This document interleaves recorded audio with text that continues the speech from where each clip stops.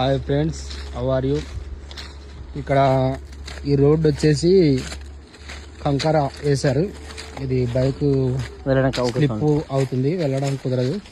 అందుకోసమని ఇక్కడ నుంచి సుమారుగా 2 కిలోమీటర్లు ఇలా నడుచుకుంటూ వెళ్తున్నాం అన్నమాట. ఎందుకంటే కొన్ని ప్రాంతాల్లో మనం వెళ్ళడానికి సరైనటువంటి వాహనాలు, మనకి రోడ్డు మార్గం ఉండదు. కాబట్టి మనం నడుచుకుంటూ అయినా సరే వెళ్ళి దేవుని సువార్తను ప్రకటించాలి.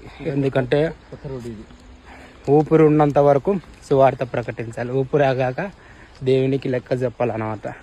కాబట్టి మనం వెళ్ళగలిగినంత వరకు వెళదాం.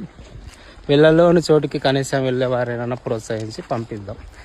పరిచర్య కోసం ప్రార్థన చేయండి. దేవుడు మిమ్మల్ని దీవించును గాక. God bless you all.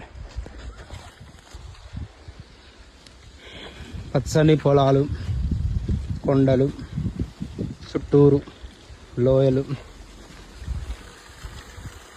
అందమైనటువంటి నేచర్.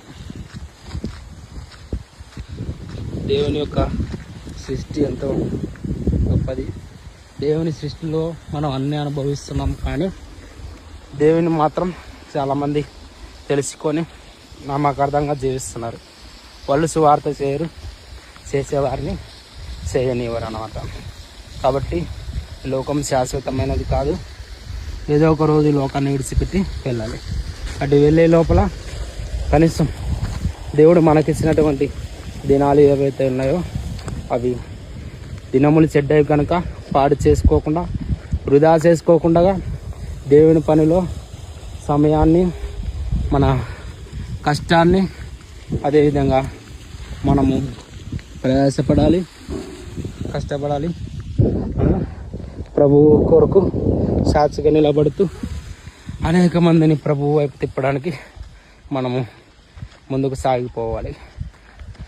సువార్త అందని ఊరు ఉండకూడదు.